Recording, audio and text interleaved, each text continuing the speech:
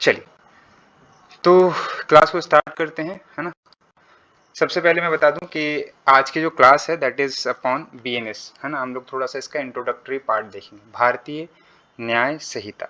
तो जो सबसे पहला सवाल यहाँ पे बनता है स्टूडेंट का कि इस लॉ का बीएनएस ही नाम क्यों पड़ा, भारतीय न्याय संहिता क्यों पड़ा, हमने आईपीसी ही क्यों नाम नहीं रखा, है ना।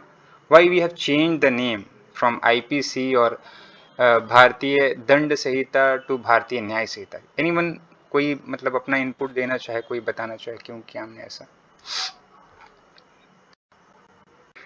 बताइए। करेक्ट, जस्टिस ओरिएंटेड अप्रोच करना चाहते थे, हाँ, विक्टिम सेंट्रिक लॉ हम बनाना चाहते थे। पहले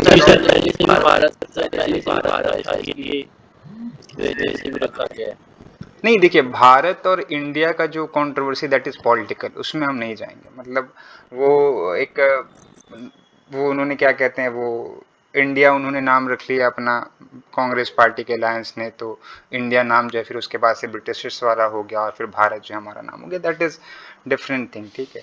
मेन पॉइंट ये है इसका, यहाँ पे भारतीय न्याय संहिता नाम देने का ये पर्पस था कि एक हमारा जो लैंग्वेज दैट इज, है ना, कि इंडियन कल्चर, हिंदी लैंग्वेज, ये सारी चीज, पहला पॉइंट। दूसरा सबसे मेन जो पॉइंट है कि वो जो लॉ था ब्रिटिशर्स ने बनाया था, उन्होंने इसलिए बनाया था कि ताकि वो रूल कर सके हमारे ऊपर, है ना। कोई भी अगर उनके अगेंस्ट खड़ा होता then they can punish them, तो वो पेनल कोड था, पनिशमेंट की बात करता था। हम एक सॉवरेन कंट्री हैं तो आवर राइट मोर ड्यूटी और more obligation is to provide justice to the people. किसी के साथ अगर अन्याय हुआ है तो उसको इंसाफ दिलाना, ठीक है। That's why we have like drafted this law that is भारतीय with the name of भारतीय न्याय संहिता, कि भारत का ऐसा लॉ जो न्याय प्रोवाइड करे। एंड संहिता का क्या मतलब होता है, संहिता दैट मीन्स कोई ऐसा लॉ जो कि पहले से एग्जिस्टिंग जितने भी पॉइंट्स हैं, जितने भी लॉ हैं, उन सबको इकट्ठा करके हम एक लॉ बनाते हैं।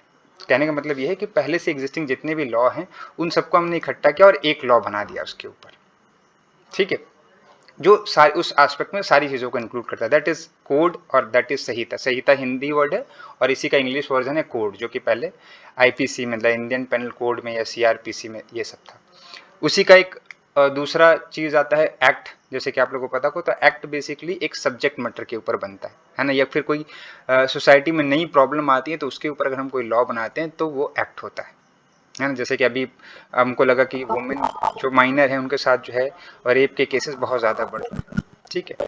तो हमने क्या किया, एक पॉस्को करके एक एक्ट बनाया, है ना, कि वो माइनर के साथ करेगा और वो एक जेंडर न्यूट्रल होगा। किसी का माइक ऑन है, प्लीज ऑफ कर लें,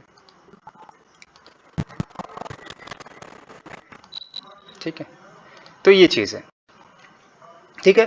तो आज जो क्लास हो गया हमारी, हम कोशिश करेंगे ये चारों एस्पेक्ट्स को कवर करने की, कि क्राइम क्या है, ठीक है, एलिमेंट्स ऑफ क्राइम क्या क्या हैं, जो चार एलिमेंट्स हैं इसके, स्टेजेस ऑफ क्राइम क्या, कि कौन कौन से स्टेज से कौन कौन से स्टेप होके गुजरता है, क्राइम को कमिट करने के लिए क्या क्या चीज़ें ज़रूरी है, एंड देन लास्ट की टेरिटोरियल ऑपरेशन, की जो हमारा बीएनएस है वो कहाँ कहाँ तक कोई क्राइम होगा तो उस पर एप्लीकेबल होगा। क्या इंडिया में ही क्राइम होंगे तो उसके ऊपर एप्लीकेबल होगा, या इंडिया के बाहर कोई क्राइम होगा तो उसके ऊपर भी एप्लीकेबल होगा।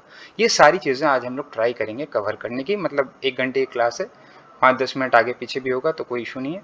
अगर उतने में कवर होता है तो हम लोग इन सारी चीज़ों को आज हम लोग कवर कर लेंगे, ठीक है। तो जैसे कहते हैं ना कि कुर्सी की पेटी बांध लीजिए, तो आप लोग सब एकदम बांध के नोट्स वगैरह लेके अपने बैठ जाइए, है ना। बेरेक्ट है तो बेरेक्ट लेके बैठिए, उसमें सारी चीज़ें जैसे जैसे मैं बताता जाऊँगा उसको मेंशन करते जाइएगा, ठीक है। तो थोड़ा सा पहले हम लोग इसका ब्रीफ में एक आइडिया लेते हैं, है ना, कि क्यों लाया गया, पर्पस क्या था, ऑब्जेक्ट क्या था, ये चीज़ें समझते हैं। और यहाँ से कम जो भी एग्ज़ाम की तैयारी करें, किसी भी एग्ज़ाम की, यहाँ से 1 मार्क्स के क्वेश्चन आपके, ठीक है, मार्क्स के क्वेश्चन आपके 100% है बनेंगे, ठीक है। क्या है देखिए, सबसे पहला है कि ये जो एक्ट लाया गया, मतलब जब हम इसको पढ़ते हैं तो यहाँ पे कोड नहीं लिखते हैं, एक्ट लिखते हैं।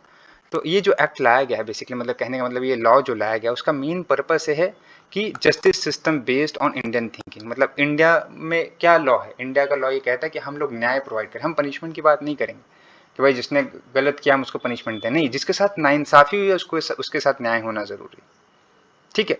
तो मतलब क्या है कि ये जो हमारा लॉ है वो इंडियन लीगल सिस्टम पे बेस्ड है, और जिसका पर्पस है to establish justice system based upon Indian thinking. ठीक है, तो पहला क्वेश्चन तो यही हो गया आपका कि जो हमारा लॉ है उसका इंटेंशन क्या है, जो नया लॉ आया है बीएनएस इसका इंटेंशन क्या है। दूसरा कि किस चीज पे फोकस करता है, तो ये मेनली फोकस करता है जस्टिस पे, ना कि पनिशमेंट पे। ये कहता है कि सजा तो चलिए बात हम देंगे, लेकिन सजा देने में अगर किसी को न्याय नहीं मिला तो उस सजा का कोई मतलब नहीं हुआ, है ना। मान लीजिए किसी इंसान के अगेंस्ट में कोई क्राइम हुआ है, अब वो बेचारा 10 साल तक कोर्ट के चक्कर काटता रहा और 10 साल के बाद जिसके अगेंस्ट में क्राइम प्रूव हुआ उसको आपने 1 साल की सजा दी, 1 साल की सजा दी और 50,000 रुपए का उसके ऊपर जुर्माना लगा, तो वो उसको 1 साल की सजा दिलाने के चक्कर में ये इंसान 10 साल अपना बर्बाद किया, तो क्या हुआ, उसकी जगह पे पनिशमेंट आप इसी को दे रहे हैं। तो इसलिए कह रहा है कि आप जस्टिस सिस्टम, तो इसलिए अब भी हम लोग जितना भी सीआरपीसी में का जो नया लॉ है हमारा बीएनएसएस, उसमें जब हम पढ़ रहे थे बहुत सारी चीज़ें, तो देख रहे थे बहुत सारी चीज़ें टाइम बाउंड है कि इतने दिन के अंदर में चार्जशीट होनी चाहिए, इतने दिन के अंदर में आपकी जो है वो एफआई क्या बोलते हैं, अगर किसी को ऑब्जेक्शन करना है किसी चीज़ के रिगार्ड में कि हमको डिस्चार्ज किया जाए तो होना चाहिए। मतलब हर चीज़ों के लिए एक टाइम सेंट्रिक चीज़ें, मतलब टाइम सेंट्रिक वहाँ पे प्रोविज़न ऐड किए गए थे। किसी में 60 दिन है, किसी में 90 दिन है, किसी में 30 डेज है, किसी में 14 दिन है। हर चीज का मतलब हमने देखा था वहां पे वो टाइम बाउंड कर दिया गया है ना। एक इंपॉर्टेंट पॉइंट है यहाँ पे कि ये जो की थीम है इस पूरे लॉ का, मतलब तीनों लॉ का है, चाहे बीएनएस हो, बीएनएसएस हो या बीएसए हो, ठीक है, तीनों का ये है कि सबके साथ समान व्यवहार। इस की थीम पे ये पूरा का पूरा तीनों जो लॉ है हमारा न्यू क्रिमिनल लॉ, ये इस पे बेस्ड है। विक्टिम सेंट्रिक जस्टिस की बात करता है, मतलब कि हम न्याय प्रोवाइड करेंगे जिसके साथ गलत हुआ है, ठीक है। और ये लॉ जो है इसका मेन सॉल है, मतलब जो इसकी आत्मा है वो ये कहती है कि न्याय, समानता और निष्पक्षता, ठीक है। तो ये प्रोवाइड करना है ना, न्याय दिलाना, सबके बीच में समानता और सबके बीच में निष्पक्षता, ठीक है। कब इनेक्ट हुआ है, तो 25 दिसंबर 2023। कब इन्फोर्स हुआ है, तो 1 जुलाई 2024। अब ये जो डेट है it will apply for 2 other laws as well. कौन कौन सा, भारतीय साक्ष्य अधिनियम एंड भारतीय नागरिक सुरक्षा संहिता 2023, ठीक, ठीक है। इनेक्टमेंट डेट क्या होती है, इनेक्टमेंट डेट वो डेट होती है जिस डेट पे कोई लॉ कंप्लीट होता है, मतलब the date on which the president give the assent to any particular law, है ना। और इन्फोर्समेंट डेट क्या होती है, इन्फोर्समेंट डेट वो होती है जिस दिन से उस लॉ को हमें मानना है, जिस दिन से उस लॉ को लागू किया गया है ना। अब उस डेट, उस लॉ के हिसाब से सारी चीजें अब चलेंगी, है ना। 25 दिसंबर से कोई चीजें नहीं हो रही थी, 25 दिसंबर से वैसी की वैसी थी, हमारे ऊपर आईपीसी लग रहा था, लेकिन 1 जुलाई से अब हमारे ऊपर आईपीसी ना लग के अब हमारे ऊपर बीएनएस लगेगा, ठीक है। ये चीजें कहता है। प्रेम्बल इसका पढ़ेंगे तो ये जो कोड संहिता है, या फिर हम इसको पहले कोड, अभी तो हिंदी में भी यही लिखा था, इंग्लिश में भी यही लिखा था, पहले आईपीसी है ना हिंदी में अलग थी, आईपीसी हिंदी में क्या थी, भारतीय दंड संहिता, और इंग्लिश में क्या थी, इंडियन पेनल कोड, है ना। तो हिंदी में और इंग्लिश में दोनों अलग अलग थे, लेकिन अभी जो हमारा लॉ है वो हिंदी में भी वही है और इंग्लिश में भी वही है। ऐसा नहीं कि इंग्लिश में आप इसको इंडियन जस्टिस कोड कहेंगे, है ना, आप इंग्लिश में भी इसको भारतीय न्याय संहिता 2023 ही कहेंगे, ठीक है।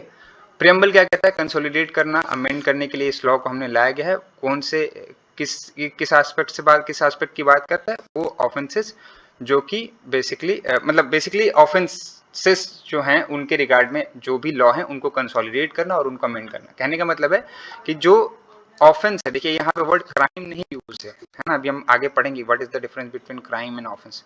तो ऑफेंस जो है, ठीक है, ऑफेंस जो है उसमें जितने भी लॉ पहले से एग्जिस्टिंग में थे उनको कंसोलिडेट करना, कंसोलिडेट का मतलब होता है इकट्ठा करना, ठीक है। और जो पहले से लॉ अगर उसमें हमको लगता है कोई जरूरत है चेंज करने की, तो उसको हमने चेंज किया, that means we have amended. और उसको क्या करके हमने बनाया, इसको, इस लॉ को हमने बना दिया, that is we have created BNS, है ना, enacted BNS, not created but enacted BNS, है ना। लॉ में वर्ड्स का बहुत खेल होता है, क्रिएटेड नहीं बट हमने इनेक्ट किया इसको। तो इंट्रोड्यूस किया गया था union home minister Amit Shah ji के द्वारा, और ये अंडर आते हैं होम मिनिस्ट्री के, ठीक है। तो ये जो है बेसिकली यहाँ से आपके 1 नंबर के सवाल बन सकते हैं, 1 मार्क्स, इसको लिख लीजिए आप। इतना जो मैंने बताया है, इससे अगर कोई भी आप कॉम्पिटिटिव एग्जाम की तैयारी कर रहे हैं तो आपके 1 नंबर का सवाल यहाँ से बने, ठीक है। उसके बाद नेक्स्ट स्लाइड पे बढ़ते हैं, थोड़ा सा इसमें और समझ लेते हैं थोड़ा एक शॉर्ट में कि क्या क्या बहुत बड़े बड़े चेंजेस तो बहुत सारे हैं, बहुत सारी फाइन्स का जो था उसको बढ़ा दिया गया है, बहुत सारी चीज़ें ऐड नहीं ऐड की गई, बट जो मेजर चेंजेस है वो क्या क्या है उसको समझते हैं। सबसे पहले मेजर चेंजेस में यहाँ ध्यान रखिएगा, पहले जो सेक्शंस थे, कितने सेक्शन थे आईपीसी में, फटाक से बताइए कोई। 511, करेक्ट, 511 है ना। 511 थे। जो चैप्टराइजेशन था, that chapterisation was very complicated. Complicated कहने का मतलब है कि वुमेन से रिलेटेड जो ऑफेंस थे वो बहुत अलग अलग जगह पे बिखरे पड़े हुए थे, है ना। कुछ चीज़ें आपको दिखती हैं 354 में, 375 में, फिर आप उधर चले जाएंगे 509 में, फिर आप डाउरी देते आ जाएंगे, है ना, 304B में, है ना। तो ऐसे मतलब पूरा जो वुमेन से रिलेटेड ऑफेंसेस थे वो बहुत अलग अलग जगह पे थे, तो इनको क्या किया गया, एक चैप्टर में डाल दिया गया, है ना। मतलब चैप्टराइजेशन जो हुआ है ना अब ऑफेंसेस का, मतलब जो हमने डिवाइड किए हैं ऑफेंसेस को, उनको हमने बड़े सिस्टमैटिक वे में इस बार बीएनएस में किया है, तो याद करने में स्टूडेंट को इजीली होगा। मतलब ऑब्वियस सी बात है, जिन्होंने पहले से आईपीसी पढ़ रखा है उनको थोड़ा सा टेक्निकलिटी लगेगी, लेकिन जिन्होंने जो फ्रेश पढ़ेंगे अभी, जो फ्रेश माइंड होगा, जिनका नया सिलेबस ये ऐड हुआ, उनके लिए बड़ा ईजी रहेगा याद करना। तो सेक्शन अब कितने हो गए, 358। एक चीज और ध्यान रखना कि ये सेकंड वर्जन है जो पास हुआ था पार्लियामेंट से, ठीक है। The second version was passed by the parliament. The first version was withdrawn, in which there was 356 section. 356 उसमें सेक्शन थे, बाद में 2 सेक्शन और ऐड किए गए हैं और थोड़े से सेक्शन आगे पीछे भी हुए हैं, है ना। मतलब जैसे कि एक सेक्शन था ये वाला, है ना, ये वाला 152, ये जब ओरिजिनल वाला आया था, फर्स्ट वर्जन आया था तो ये 150 में था, जब सेकंड वर्जन आया तो ये 152 में चला गया। तो मतलब कहने का इससे पहले ही कोई 2 सेक्शन हमने नए ऐड किए, ठीक है। उसके बाद क्या है कि लेजर पनिशमेंट है डॉक्टर्स के लिए, है ना, अगर उनसे डेथ हो जाए किसी के बाई नेग्लिजेंस, है ना। हिट एंड रन के केस में पेनल्टी बहुत ज्यादा बढ़ा दी गई, कितनी मैक्सिमम पनिशमेंट है, 10 ईयर। लेकिन अभी ये जो सेक्शन है हमारा 106B, सॉरी बी नहीं, 2, सब सेक्शन 2, बी नहीं, सब सेक्शन 2, ये जो है अभी इन्फोर्स में नहीं आया है। अभी हम लोग इसका जब सेक्शन 1 पढ़ेंगे ना तो उसमें भी ये लिखा है कि जो सेंट्रल गवर्नमेंट है वो ऑफिशियल नोटिफिकेशन से इसको कभी भी इन्फोर्स में ला सकती, ठीक है। बट कुछ प्रोविजन को चाहे तो आगे पीछे भी कर सकती, तो उसी राइट का इस्तेमाल करते हुए, उसी पावर का इस्तेमाल करते हुए सेंट्रल गवर्नमेंट ने इस सेक्शन को अभी इन्फोर्स में नहीं लाया। कि मतलब हिट एंड रन के केस में ये था कि अगर आप किसी को हिट करके वहां से भाग जाते हो और उस पर्सन को किसी भी मजिस्ट्रेट के पास में या किसी भी पुलिस स्टेशन में, हॉस्पिटल में नहीं लेके जाते हो, तो आपको 10 साल तक की पनिशमेंट है। नॉर्मली जो रेस्ट एंड नेग्लिजेंस था पहले हमारा 304A, उसमें क्या था कि 2 साल की सजा थी। तो अब ड्राइवरों ने ये कहा कि सर अब बताइए, किसी को हम अगर धक्का मारेंगे, एक्सीडेंट किसी के साथ हमारा होगा, तो हम वहाँ पे खड़े थोड़ी रहेंगे, पब्लिक आके हमको पीटे, मेरी गाड़ी जला दे, हम तो ऑब्वियस सी बात है वहाँ से भागेंगे, और हम भागेंगे तो आप कह रहे हैं हमको 10 साल की सजा दोगे। तो बहुत ज़्यादा प्रोटेस्ट हुए थे, आप लोगों ने शायद देखा होगा, है ना, बहुत ज़्यादा प्रोटेस्ट, सारा गाड़ियाँ वगैरह थी, उन लोगों ने अपना बंद कर दिया था चलाना वगैरह। तो इसी चीज़ को ध्यान में रखते हुए, इसी चीज़ को ध्यान में रखते हुए जो है हाँ, मारता है वहां अभी पे कोई वही जाता है तो हिट एंड रन के केस में वही अभी 304, वो जो है आपका 304A, यही वाला अभी सेक्शन लगेगा, ठीक है। देन टेररिस्ट एक्ट, इसको लाया गया है, एक सेपरेट ऑफेंस बनाया गया है 113 में। सर हम्म। सर कोई खन्ना सर है, उनका कैमरा खुला होता है बार-बार लैपटॉप पे, उनका भी वो आ जा रहा है, अच्छा डिस्ट्रैक्ट अच्छा, हो रहा मैं, है, तो प्लीज उनको चलिए मैं बोल देता हूँ। उनका कैमरा बस बंद कर दें। कैमरा देखिए, मतलब वही मैंने कहा कि अगर कोई ऐसा है कि आप लोग बैठ के पढ़ रहे हैं, सही से हैं, तो आप लोग कैमरा ऑन कर लीजिए, है ना, क्योंकि वो हमने कहा है कंसंट्रेशन के लिए, है ना। बाकी माइक वगैरह सब ऑफ रखिए, अनलेस एंड अनटिल क्वेश्चन ना पूछना हो आपको। दूसरी चीज़ है कि क्वेश्चन पूछने के लिए मैं आप लोगों को टाइम अभी दूंगा, जैसे हम लोग 1 स्लाइड पढ़ेंगे, 2 स्लाइड पढ़ेंगे, फिर मैं आप लोगों से क्वेश्चन लूंगा। तो वैसे सर ये क्लासेस डेली हुआ करेंगी क्या, सर? क्लासेस डेली हुआ करेंगी? डेली हुआ करेगी, जी जी डेली हुआ करेगी। तो सर इसका लिंक तो सर हमें कैसे मिलेगा? क्योंकि जिस पे लिंक भेजा था उन्होंने शायद डिलीट कर दिया दूसरे ग्रुप में, तो इसका ग्रुप लिंक नहीं है एक्चुअली मेरे पास। ठीक है, वो हम क्लास के बाद लास्ट में हम 10 मिनट का सारी चीज़ें डिस्कस करेंगे लास्ट में क्लास के, है ना। ये सारी चीज़ें हम लोग लास्ट में डिस्कस करेंगे, है ना, टेंशन नहीं लीजिए। तो मैं क्या, अभी पढ़ लेते हैं, ये सारी चीज़ें क्लास के बारे में, सारी चीज़ें हम लास्ट में डिस्कस करते हैं तो करेंगे। उसके बाद है कि सेडिशन, सब कह रहे थे कि अब हट गया, क्योंकि आपने देखा होगा सेडिशन को लेकर बहुत ज़्यादा केसेस जो है, जब सीए का प्रोटेस्ट और स्टार्ट हुआ था तो बहुत लोगों के ऊपर सेडिशन के मामले दर्ज हुए, ये वो, तो सुप्रीम कोर्ट में पिटीशन गई कि नहीं, सेडिशन तो अंग्रेज़ों ने बनाया था भाई, किस लिए, तो जो भी रिवॉल्ट करते थे अंग्रेज़ों के अगेंस्ट में उनको जो है वो जेल में डालने के लिए, तो इसको हटाना चाहिए। सुप्रीम कोर्ट ने बहुत जजमेंट्स वगैरह पास किए और बहुत सारी चीज़ें चेंज हुई। तो यहाँ पर भी एक सजेशन है कि आप सेडिशन के लॉ को हटा दीजिए, बट सेडिशन के लॉ को हटाया नहीं गया, सेडिशन के लॉ में थोड़ा सा मॉडिफिकेशन किया गया, मतलब ऑफेंस में, बेसिकली लॉ नहीं, ऑफेंस में थोड़ा सा मॉडिफिकेशन किया गया, and that modification has been inserted in the section 152 and it says for it talks about the punishment for the act endangering sovereignty, unity and integrity of India. अब ये क्या है पूरा सेक्शन, हम लोग जब आएगा 152 तब डिस्कस करेंगे। अभी एक पॉइंट के लिए समझिए कि कोई अगर आपसे ये कहे कि सेडिशन हट गया है, तो उनको बोलना नहीं भाई, जाओ 152 पढ़ो बीएनएस का, है ना, वो सेडिशन में ही जो सारी चीज़ें हैं उसी की बात करता है। थोड़ा मोड़ा हमने चेंज कर दिया, मतलब कान अब सीधे हाथ से नहीं पकड़ेंगे, हम उल्टे हाथ से पकड़ेंगे, बात वही है जो पहले सेडिशन में थी, ऑलमोस्ट वही सारी बातें। देन फिर मोब लिंचिंग, एक आप लोगों को मालूम होगा बहुत सारे केसेस हमने देखने को मिले, 1 लाख का केस और क्या क्या केसेस जो हैं वो दादरी वगैरह में और सारी चीज़ें।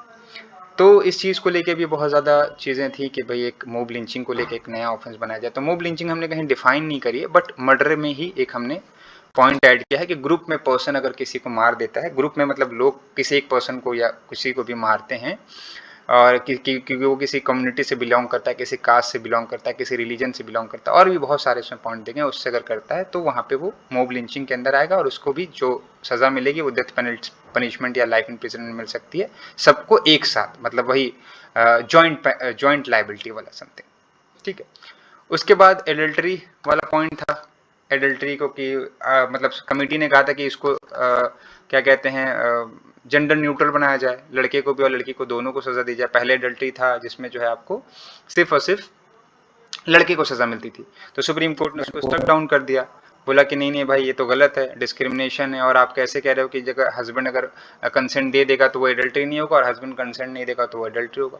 तो ये सारी चीज़ों को, इशू को सुप्रीम कोर्ट ने साइड किया, और सुप्रीम कोर्ट ने कहा कि adultery is not an criminal offence now, ठीक है। तो इस चीज़ को जब नया लॉ बन रहा था, तो जो हमारी पार्लियामेंट की कमेटी थी, जब उनके पास ये भेजा गया, तो पार्लियामेंट की कमेटी ने कहा कि एडल्टरी को आप दोनों के लिए पनिशमेंट के लिए बना दो, और एडल्टरी को एक ऑफेंस रहने दो, बट ये चीज़ गवर्नमेंट ने एक्सेप्ट नहीं करी, और adultery is not an offence right now. Unnatural sex को भी सुप्रीम कोर्ट ने पार्ट में, है ना, पार्ट में जो है वो अनकॉन्स्टिट्यूशनल या कह ले डीक्रिमिनलाइज किया था, है ना, डीक्रिमिनलाइज सही वर्ड है यहाँ पर, डीक्रिमिनलाइज किया था। बट यहाँ पे भी सेंट्रल ने पूरे के पूरे तरीके से 377 को रिमूव कर दिया, है ना। अभी एनिमल वगैरह के साथ जो सेक्स है, ये सारी चीज़ें हैं, वो सारी चीज़ें अभी ऑफेंस नहीं है, है ना, कहने का मतलब है। तो ये चीज़ें थोड़ा सा अभी भी इसके ऊपर, अभी बार काउंसिल ऑफ इंडिया ने भी फिर से दोबारा से सेंटर को लेटर लिखा है, कमेटी बनी है, वो भी अभी इसमें रिसर्च करिए, तो हो सकता है आपको आने वाले टाइम में जो है वो हो सकता है बहुत जल्दी एक अमेंडमेंट देखने को मिले बीएनएस में, ठीक है। उसके बाद then community service has been added as a new offence, ठीक है, और ये बेसिकली पावर जो है कम्युनिटी सर्विस की देने की मजिस्ट्रेट को है, मजिस्ट्रेट जो है वो पनिशमेंट की जगह पे community service as a punishment जो है यहाँ पे आपको दे सकता है, ठीक है। अब बताइए यहाँ तक चीजें समझ में आई, किसी का कोई सवाल है, मतलब क्लास वगैरह को छोड़ के इस पॉइंट पर ही, बाकी जो है मैं आपको बता दूँ।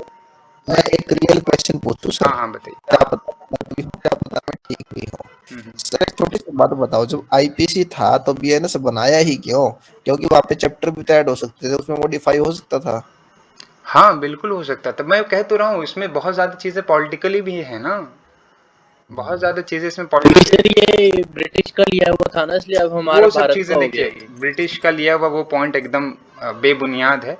हम अगर आप सेक्शन उठाएंगे तो हमने सेक्शन का कंटेंट वही रखा, मर्डर की डेफिनेशन पहले वाली पढ़ी है, अभी वाली पढ़ी है, कल्पेबल होमिसाइड की डेफिनेशन पहले वाली पढ़ी है, अभी पढ़ी है, जो नहीं डेफिनेशन सर, जो इंडिया आईपीसी था सर वो ब्रिटिश का बनाया हुआ था सर, इसलिए अब ये भारत नहीं नहीं, तो फिर अगर आप ऐसी बात करें तो सीपीसी भी तो हमारा भी ब्रिटिशर्स का बनाया हुआ, उसको क्यों नहीं आपने अमेंड किया?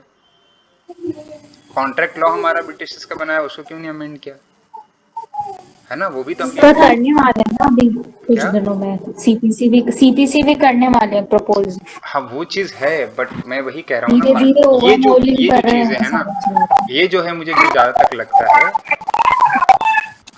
ये जो चीज़ें मुझे जहाँ तक लगती है कि ज़्यादातर जो है ये पॉलिटिकली चीज़ें हैं, मतलब ये नए लॉ को चेंज करने की, क्योंकि वही बात है कि हम मॉडिफिकेशन जब हम इतना अमेंडमेंट कर चुके थे तो हम 2 अमेंडमेंट 4 अमेंडमेंट और भी कर सकते थे, बट वही चीज़ें कि ठीक है, बट ऐसा नहीं कि ख़राब है, की भी गई है तो अच्छी है, बट हाँ यही है कि इसके इम्प्लीमेंटेशन में बहुत ज़्यादा इश्यूज़ है। इसमें इम्प्लीमेंटेशन पशु में को इश्यूज़ क्या है कि अभी आपको पूरा सिस्टम जो आपने हर जगह का कोर्ट का वगैरह का आपने पूरे सिस्टम में आईपीसी सेक्शंस और ये सब चीज़ें जो भर के रखी है, अब उनके पूरे सॉफ्टवेयर में आपको चेंज करना है ना। पिटीशन फाइल करने का टाइम में जो है वो सारी चीज़ें आपको फिर से, अभी देखिएगा आप लोगों को पुलिस स्टेशन में, कोर्ट में बहुत सारे जो है वो वेबिनार्स वगैरह ये सारी चीज़ें हुई हैं न्यू क्रिमिनल लॉज पे। इवन हर पुलिस स्टेशन का एक आपका बीएनएस का ये बीएनएसएस का इन सब का एक नोट्स निकला जो उनकी वेबसाइट पे आपको अवेलेबल मिलेगा, कि जो अपने जितने भी ऑफिसर हैं सबको पढ़ने के लिए दे रहे हैं। तो मेरा कहने का मतलब है कि काम ऑलरेडी इतना बर्डन है लॉ पे, है ना, मतलब कोर्ट्स पे और जो हमारे एडमिनिस्ट्रेटिव बॉडीज हैं उनके ऊपर एक और आपने बर्डन डाल दी कि आप चलो और एक नया लॉ पढ़ो और ये सारी चीज़ें करो। नया लॉ क्या, पढ़ो वही लॉ, बट सारी चीज़ें इधर उधर जाएगा अगर आपने कर दी तो वो एक बर्डन ही हो गया उनके ऊपर, है ना। स्टूडेंट्स के लिए कोई दिक्कत नहीं, स्टूडेंट्स भाई नए नए लॉ रोज पढ़ते हैं, एक नया लॉ फिर से पढ़ लेंगे, उनके लिए कोई दिक्कत थोड़ी है। सेक्शंस याद करना ये सारी चीज़ें थोड़ी कोई इसमें दिक्कत तो है, 2 सर से 3 भी कोई महीने में कर लेंगे। चाहे कोई जज हो, चाहे कोई स्टूडेंट हो, चाहे कोई टीचर हो, हाँ हाँ, सभी को नए सिरे से भी पढ़ना है। नहीं मैं वही कर रहा हूँ, जिनको पढ़ना है उनके लिए दिक्कत नहीं है। मेरे कहने का मतलब है, हम जैसे मुझे भी है, अगर मुझे पढ़ना है तो मैक्सिमम 1 महीने से 2 महीना मुझे लगेगा, मैं सारी चीज़ें कर लूँगा, स्टूडेंट भी सारी चीज़ें कर लेगा, है ना, कहने का मतलब ही। लेकिन जो सिस्टम पूरा बना हुआ था उसके ऊपर, है ना, जो आपने पूरा डाटा एक सॉफ्टवेयर में फीड करके रखा है, वो सारी चीज़ें जो करके रखी है, एक सिस्टम जो इतने दिन से चला आ रहा था, उसमें बहुत जो चेंज करना है ना, that is very much problematic.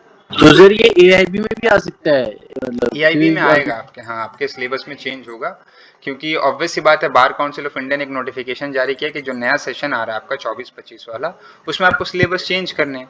तो जब बार काउंसिल ऑफ इंडिया ही यही कह रहा है सारी यूनिवर्सिटी और कॉलेज को कि आप अपना सिलेबस चेंज करो, तो जो वो एग्जाम कराएगा उसमें वो सिलेबस नहीं चेंज करेगा। तो इसका भी उनका सिलेबस अपडेट नहीं हुआ ना, इसलिए वो कह रहे हाँ नहीं, पुराना तो ही अभी आएगा। सिलेबस का मेरे ख्याल से भी कोई नोटिफिकेशन भी नहीं आया है उनका, लेकिन अगर नया सिलेबस का नोटिफिकेशन वो लोग करेंगे तो मोस्ट प्रोबेबली है आपका कि लॉ चेंज होगा उसमें। ठीक है, चलिए आगे बढ़ें। ठीक है, अब आते हैं हम लोग मेन पॉइंट पे कि what is crime and what is offence, है ना। So crime is a divided term and offence जो है उसका एक, कहते हैं ना, जीन, है ना, स्पीसीज है क्राइम और ऑफेंस उसका एक जीन्स है, मतलब उसका एक पार्ट है। कैसे है भाई, तो ऐसे समझिए कि सोसाइटी में जितनी भी गलत चीजें आपको लगती हैं, everything comes under definition of crime. ठीक है, जैसे कि there are lots of people in our society, one among them is crime and act और बिहेवियर दैट हार्म्स अदर और सोसाइटी इज जनरली क्राइम। जो भी आप एक्ट करते हो, जो भी आप काम करते हो, सोसाइटी को अगर आप उससे नुकसान पहुंचा रहे हो, वो सारा क्राइम के अंदर आएगा। ठीक है, बट वहीं अगर हम ऑफेंस की बात करेंगे तो ऑफेंस, अगर हम बेंथम की डेफिनेशन यहाँ पे उठा के देंगे तो कह रहा है offence are whatever the legislature has prohibited for good behaviour और बैड रीजन। लेजिस्लेचर ने जो चीज आपको मना कर रखी है कि आपको नहीं करनी है, वही एक ऑफेंस के डेफिनेशन में आएगा। कहने का मतलब है कि ये हमारा पूरा जो है क्राइम है ना, ये पूरा हमारा क्राइम है, और इसमें से अगर ये कुछ छोटे छोटे पॉइंट्स हम उठा लेते हैं, इनको उठा के लेजिस्लेचर ने बोल दिया कि इसकी हम आपको पनिशमेंट देंगे। ठीक है, इसकी हम आपको पनिशमेंट देंगे। तो जहां पे क्राइम के साथ पनिशमेंट ऐड हो गई, वो आपका ऑफेंस हो गया। ठीक है, और अगर जिसके साथ ऐड नहीं हुई वो क्राइम ही रहेगा। समझ में आ रही बात, ये है चीज कि जिस भी क्राइम के साथ पनिशमेंट ऐड हो गई, लेजिस्लेचर ने उसको डिफाइन कर दिया, बोल दिया कि हम इसकी सजा आपको देंगे अगर आप ये एक्ट करोगे, तो वो ऑफेंस हो जाएगा। जैसे कि फॉर एग्जांपल के तौर पे एक बात हम आपको बताएं कि stalking is an offence, but stalking can be happen against a woman और एक लाइक फीमेल, है ना। एक लड़का जो है एक लड़की की इंस्टाग्राम पे उसको स्टॉक कर रहा है या कहीं जा रही है उसके पीछे पीछे भाग रहा है, that is an offence. But वही एक लड़की लड़के के पीछे जाए, है ना, उसको स्टॉक करे, उसके इंस्टाग्राम को चेक करे, that is not an offence but that is a crime. ठीक है, सोसाइटी में गलत है, लोग कहेंगे यार ये क्या कर रही है, गलत काम है ना, वो लड़के को क्यों परेशान कर रहे हो, लड़का पार हो रहा है और उसको उल्टे सीधे कमेंट मार रही है, तो दैट इज क्या है, वो एक क्राइम है बट ऑफेंस नहीं है। क्यों? क्योंकि उसकी कोई पनिशमेंट नहीं है ना। तो ये चीजें कहने का मतलब है कि कोई भी अगर क्राइम को हम लेजिस्लेचर के थ्रू उसको प्रोहिबिटेड बना दें, मतलब प्रोहिबिटेड बना दें कहने का मतलब कि उसकी पनिशमेंट डिसाइड कर दें, देन वो ऑफेंस की कैटेगरी में आ जाएगा। ठीक है, ये जो है आपका बीएनएस होगा। जैसे कि सेक्शन 2 का सब सेक्शन 24 कहता है कि डिनोट्स थिंग पनिशेबल बाय संहिता, स्पेशल लॉ और लोकल लॉ। कोई भी ऐसा अगर आप काम करते हैं, कोई भी ऐसा आप एक्ट करते हैं, कोई भी ऐसा आप ओमिशन करते हैं जिसकी सजा या तो इस संहिता में है, या तो किसी स्पेशल लॉ में है, या किसी लोकल लॉ में। अब कोई जल्दी से बताए फटाफट कि स्पेशल लॉ और लोकल लॉ क्या होता है। अरे यार शिट,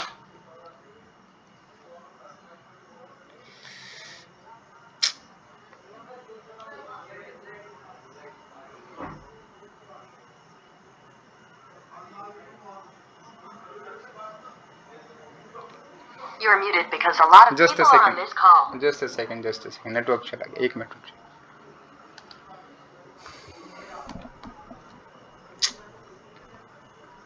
सो कहाँ तक हम चल रहे थे, एक बार बताइएगा फिर से। वेंथम पे चल रहे थे सर। वेंथम में क्राइम का आप डेफिनेशन बता रहे थे, क्राइम कैसे ठीक होता ठीक ठीक सोसाइटी ठीक के ठीक अंदर, भाई जिसकी पुनिशमेंट डिसाइड कर दी तो वो एक प्रकार से क्राइम हो गया। ठीक ठीक ठीक, करेक्ट। 1 मिनट दीजिए बस। तो कहने का मतलब कनेक्ट कर रहा हूं मैं, कहने का मतलब ये है यहाँ पे हमारा कि कोई भी ऐसा ऑफेंस, ठीक है, सॉरी कोई भी ऐसा क्राइम मतलब जिसमें क्या है, हमने सजा निर्धारित कर दी। कहाँ निर्धारित कर दी? या तो हमने अपना जो संहिता है बीएनएस है उसमें बता दिया कि ये अगर आप एक्ट करेंगे तो आपको हम सजा देंगे, या किसी स्पेशल लॉ में हमने बता दिया कि अगर आप ये एक्ट करेंगे तो आपको सजा मिलेगी, या किसी लोकल लॉ में बता दिया कि आप अगर आप ये एक्ट करेंगे तो आपको सजा मिलेगी। ठीक है, तो अब कोई आप लोगों में से मुझे बताइए कि what is special law and what is local law, कोई भी एग्जाम्पल के साथ। मतलब स्टेट में जो हमारा स्पेशल लॉ जैसे कोई स्पेशल सब्जेक्ट के ऊपर बना होता है, जैसे कि कोई dowry prohibition act, POCSO act. Local law जैसे कोई मतलब कि कोई पर्टिकुलर स्टेट के लिए बना हो। हाँ, लोकल लॉ सिंपल सी बात है कि जैसे कोई पर्टिकुलर टेरिटोरियल एरिया के लिए बना है ना। जैसे कि हम लोग स्टेट अपने अपने एरिया में लॉ बनाती है, जैसे कि फॉर एग्जांपल के तौर पे हमने एक यूसीसी बनाया उत्तराखंड ने अपना, ठीक है, कि भाई हमारे यहाँ पे के भी जो भी लोग अंदर रहेंगे बाहर रहेंगे, उन अगर लिव इन में रहते हैं तो उनको जो है अपना लिव इन रिलेशनशिप में अपने पार्टनर का नाम जो है रजिस्ट्रार के पास जो है वो रजिस्टर करना पड़ेगा। तो दिस इज समथिंग लाइक कोई एक पर्टिकुलर एरिया पे फॉलो होता है। Special law which is made on any particular subject, जैसे कि POCSO, dowry prohibition act, NDPS act, ये सारे हमारे क्या हैं, ये स्पेशल लॉ। क्यों? क्योंकि इस एक स्पेशल सब्जेक्ट मैटर पे ये जो है अप्लाई होते हैं। अब कभी भी कोई सवाल आएगा, अभी ये सेक्शन में बताऊंगा आपको, लेकिन अभी इसको ध्यान में रखिएगा कि कभी भी कोई सवाल आएगा कि when there is a conflict between special law and BNS, then which law will prevail? Special law will prevail. Special law. है ना। तो स्पेशल लॉ जो है वहां पे प्रिवेल करेगा।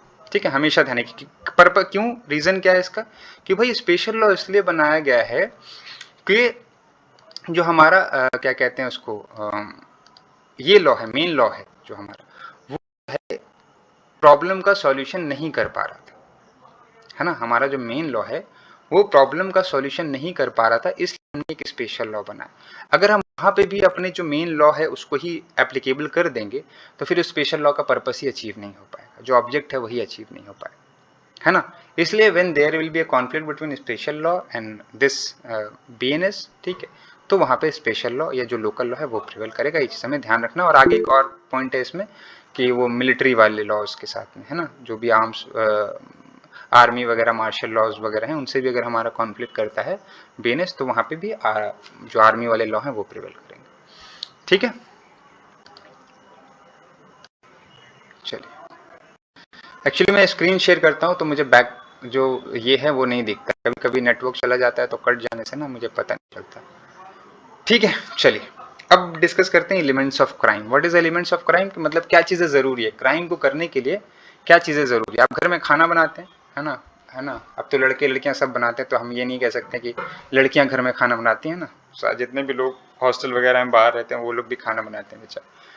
तो आप लोग घर में खाना बनाते हैं तो उसका एक इंग्रेडिएंट है ना, वो सारी चीजें मिलाएंगे तो जाके एक सब्जी तैयार होगी, है ना।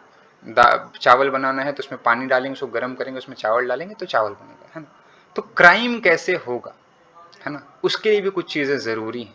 अगर वो चीजें नहीं है तो क्राइम कंप्लीट नहीं हो पाएगा, है ना। तो यहाँ पे भी आपकी 4 चीजें जरूरी हैं। क्या है वो 4 चीजें? पहला, ह्यूमन बीइंग, मतलब क्राइम जो है एक इंसान जो है, मनुष्य कह लें, उनके द्वारा होना चाहिए। Human being can be a male और ए फीमेल, है ना। एज में थोड़ा सा इसमें डिफर करता है, 7 साल से कम उम्र का कोई एक लड़का है या लड़की है क्राइम करता है तो क्राइम नहीं है, कोई इनसेंट पर्सन है क्राइम करता है तो क्राइम नहीं है ना। और बाकी सारी एक्सेप्शन है, वो बाकी सारी चीज़ें अलग है। कहने का मतलब है कि एक ह्यूमन बीइंग होना चाहिए। ह्यूमन बीइंग की कहीं पर डिफिनेशन नहीं है, बट पर्सन की डिफिनेशन है। पर्सन की डिफिनेशन क्या है? That there must be a human being under the legal obligation to act in a particular way and it must be also be capable of being punished, है ना। उसको punish किया जा सके उसके लिए वो कैपेबल होना चाहिए। अब इसका मतलब क्या है कि कोई इंसान को पनिश करने के लिए कैपेबल होना क्या मतलब है? उसका हाथ पैर ठीक हो? नहीं,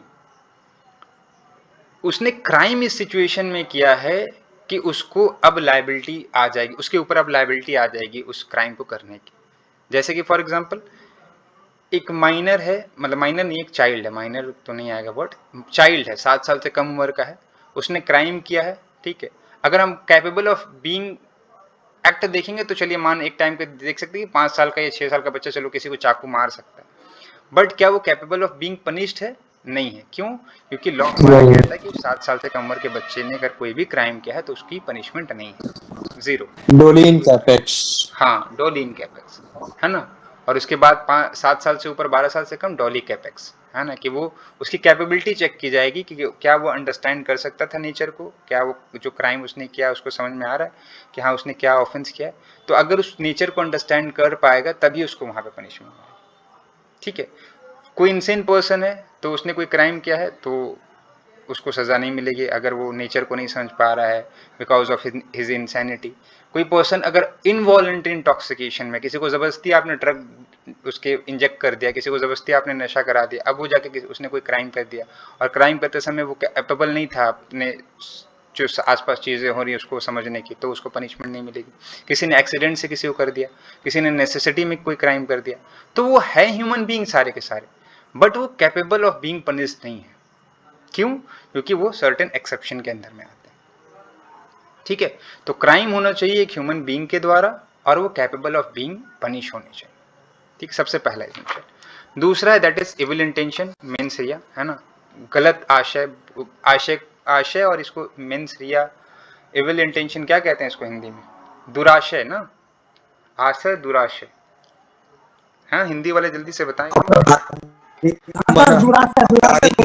दुराशय बोलते हैं ना हिंदी में इसको, तो इविल इंटेंशन को कहते हैं दुराशय, आपराधिक मनस्थिति कहते हैं। हाँ वो आपराधिक मीन्स रिया को सर, हाँ आपराधिक बेसिकली तो वो तो क्रिमिनल इंटेंशन बेसिकली वो क्या मीन्स रिया या इविल इंटेंशन का मतलब होगा दुराशय। दुराशय मतलब कि आपका बुरा इच्छा आपकी हो कि किसी को मार रहे हैं आप, लेकिन इस इंटेंशन से मार रहे हैं कि वो इंसान मर जाए, है ना, या वो इंसान के हाथ टूट जाए, पैर टूट जाए, ये होना जरूरी है।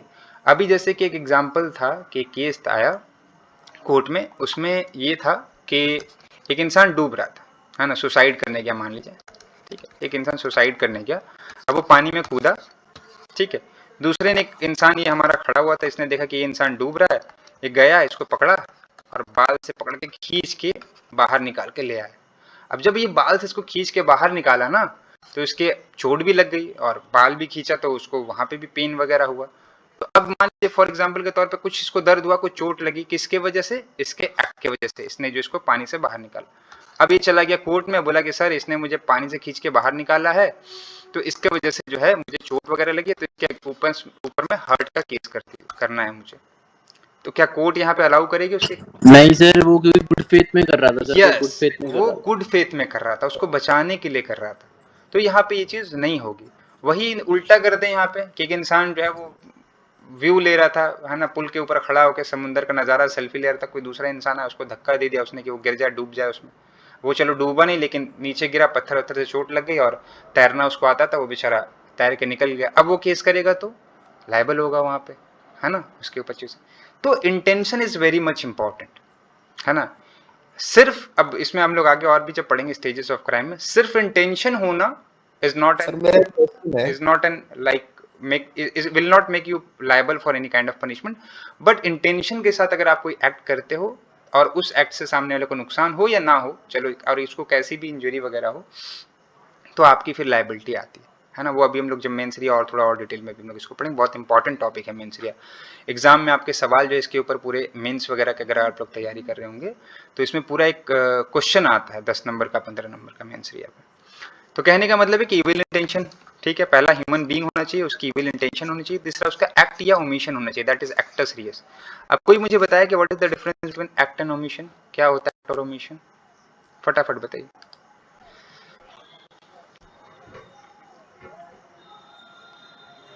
सर सर एक्ट यानी omission ऐसा कोई काम जो करना चाहिए था बट मतलब जो नहीं करना चाहिए था वो किया है, और ओमिशन यानी सही समय पे जो काम होना चाहिए था वो नहीं किया। यानी somebody was bound to do a particular thing but they did not do it and something is prohibited, they did it. ठीक है, ठीक है। और कोई कौन कह रहा था कुछ बीच में, बताइए, आप भी बताइए अपना ओपिनियन क्या है, बताइए आप लोग। जहाँ पे सर एक्शन इन्वॉल्व हो, सर जहाँ पे एक्शन इन्वॉल्व होता है सर, जहाँ पे सर उसकी फिजिकल बॉडी सर इन्वॉल्व हो रही है, जहाँ पे सर एक्शन वो एक्ट सीरियस होगा। हाँ मतलब अच्छा, हाँ हाँ सर ओमिशन जैसे हमारी कोई ड्यूटी थी, हम लीगली बाउंड थी करने के लिए बट हमने नहीं किया वो। ठीक है, ठीक सर यहाँ पे एक क्वेश्चन है। हेलो सर, बताइए बताइए। जैसे मान कोई एक्सीडेंट हो गया, सेल्फी बना रहे हैं, तो उस केस में क्या होगा? क्या एक्सीडेंट हो गया और सेल्फी बना रहे हैं? हाँ, जैसे सेल्फी वैसा देखिए, कोई आपके ऊपर किसी की लाइफ सेविंग की लायबिलिटी नहीं है, ठीक है, आपके ऊपर किसी की लाइफ सेविंग की लायबिलिटी यहाँ पे नहीं है कि कोई इंसान रोड पर तड़प के मर रहा और आप उसको हॉस्पिटल नहीं लेके गए तो आपके ऊपर लायबिलिटी है ना। लेकिन अगर कोई लायबिलिटी वाला ड्यूटी आप कर रहे हैं और आपने तब नहीं किया, जैसे कि for example life saving guard होते हैं समुद्र के किनारे, जो है वो बैठे रहते हैं अलग अलग एकदम ऊंची सी चेयर पे, है ना, कोई भी इंसान डूब रहा होता है तो उसको बचाना उनका काम है। अब उनके सामने कोई इंसान डूब रहा है, उन्होंने कहा यार डूबने तो चलो, इसका वीडियो बनाते हैं, वीडियो बना के पोस्ट करेंगे, अच्छा खासा लाइक मिलेगा, शेयर मिलेगा और पॉपुलैरिटी बढ़ेगी। उसने उसको बचाया नहीं और वो जो है वीडियो बना रहा है, तो उसको पनिशमेंट मिलेगी। कहाँ? एक्ट में नहीं मिलेगी, ओमिशन में मिलेगी। ओमिशन में मिलेगी वो? हाँ, मतलब ओमिशन के थ्रू उसने एक क्राइम किया, उसकी एक ड्यूटी थी, he was bound to perform certain duty but he have not performed that particular duty, तो उसने ओमिशन किया और ओमिशन के थ्रू उसने कोई क्राइम किया।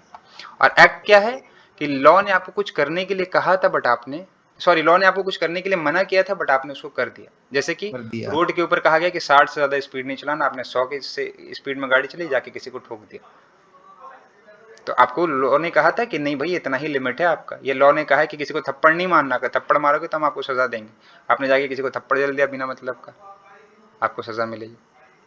ठीक है सर, समझ गया एक्ट और ओमिशन में डिफरेंस। हाँ, तो एक्ट सिंपल सी चीज है कि लॉ ने आपको मना किया है करने से, आपने वो काम को किया। ओमिशन लॉ ने कहा है करने के लिए और आपके ऊपर ड्यूटी थी उस काम को करने की, लेकिन आपने नहीं किया, सिंपल सी बात। तो अगर आपने कोई एक्ट किया है, कोई ओमिशन किया है और इस एक्ट और ओमिशन से सामने वाले को इंजरी होती है, तो क्राइम का पूरा एलिमेंट कंप्लीट हो जाता है। अब ये इंजरी कैसी होगी, तो इंजरी का जो डेफिनेशन है वो दिया गया है सेक्शन 2 के सबसेक्शन 4 में बीएनएस के, कह रहा है any harm whatever illegally cause to any person in body, mind, reputation, property. अब देखिए वर्ड को तोड़ तोड़ के समझिए, एनी हार्म, कोई भी नुकसान, किसको किया है आपने, किसी और पर्सन को आपने किया, कैसे किया है, इलीगली किया है। अब वही हम स्विमिंग वाला पढ़ेंगे कि वो, सॉरी स्विमिंग वाला कह रहे हैं, सुसाइड वाला पढ़ेंगे कि वो नदी में डूबने गया, आपने वहां पे उसको हार्म तो किया लेकिन वो इलीगली नहीं था, वो आप उसको बचाने गए, तो ये लेकिन आपने किसी को धक्का दिया, उसका नीचे जाके वो पत्थर में टकरा गया और चोट लग गई उसको, तो ये काम भी इलीगली है और उसको हार्म भी हुआ। हार्म कैसा है? उसकी बॉडी पे है, उसके माइंड पे है, उसके रेपुटेशन पे है, उसकी प्रॉपर्टी पे। अब ये 4 वर्ड हैं, इनको 3 वर्ड से आप याद कर सकते हैं, ट्रिपल पी। ठीक है, पी फॉर पर्सनल या फिजिकल, पर्सनल नहीं फिजिकल याद करिए इसको, फिजिकल। ठीक है, फिजिकल इंजरी। ठीक है, पी फॉर पिक्यूनरी इंजरी, है ना, जिससे मॉनिटरी वाली अगर आप बात करें, और पी फॉर माइंड, साइकोलॉजिकल। ठीक है, साइकोलॉजिकल मतलब कि साइकोलॉजिकल में आप इसको कर सकते हैं माइंड। ठीक है, माइंड, और ये पिक्यूनरी में आप कर सकते हैं प्रॉपर्टी और रेपुटेशन, रेपुटेशन, और फिजिकल में आप कर सकते हैं बॉडी। ठीक, किसी का आपने हाथ पैर तोड़ दिया, मर्डर कर दिया, that will come under physical injury. किसी की आपने प्रॉपर्टी का नुकसान कर दिया, गाड़ी तोड़ दी, घर तोड़ दिया, या फिर उसके रेपुटेशन को कम कर दिया लोगों के सामने। अब आप कहेंगे सर ये रेपुटेशन प्रॉपर्टी में कैसे आएगा? तो जो वकील हैं हम लोग, हमारा रेपुटेशन ही हमारी प्रॉपर्टी है ना। अगर कोई बोल दे, कोई क्लाइंट किसी के पास जाए और बोले कि फलाना वकील जो हैं उनके पास हम अपना केस देने जा रहे हैं, तो आप बताइए वो वकील कैसा है? उसने कहा यार बड़ा चोर है एकदम, वो मत जाना, पैसे खा लेगा तुम्हारे, काम भी नहीं करेगा, केस भी हरवा देगा। तो क्या हुआ? तुम्हारा रेपुटेशन उसके सामने खराब हो गया, तुमको क्या हुआ? मॉनेटरी लॉस हुआ। कैसे? अगर वो क्लाइंट तुम्हारे पास आता तो तुमको कुछ पैसे मिलते। ठीक है, कहने का मतलब ये है कि आपको, आपका reputation is a kind of property. आप डिफिनेशन जब पढ़ेंगे ना तो उसमें भी ये चीज़ कही गई कि रेपुट, और किसी की डिफिनेशन भी है ये, मतलब मुझे याद नहीं उस पर्टिकुलर पर्सन का नाम, बट उसने कहा है कि आपका जो रेपुटेशन है वो आपकी प्रॉपर्टी से भी बढ़ के, उसकी जो वैल्यू है ना, तो reputation is very much important.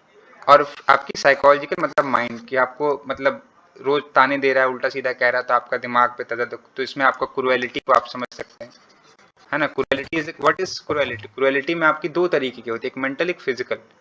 अगर आप किसी को मार पीट रहे हैं तब भी क्रुएलिटी में आएगा, वाइफ को, मतलब बेसिकली वुमेन के लिए है क्रुएलिटी वाला। और अगर आप उसको प्रताड़ित कर लें मेंटली, तब भी वो एक तरह से इंजरी है उसको, है ना। उसको रोज ताने दे रहे, घर से क्या लेकर आई, है ना, और यहाँ जो है उसको कुछ भी उल्टा सीधा ताना, कुछ भी बुरे भला कहना, तो वो मेंटली एकदम डिप्रेशन में जा रही है, परेशान हो रही है ना, रोज दवा खा रही है उस मेंटल ट्रॉमा से निकलने के लिए।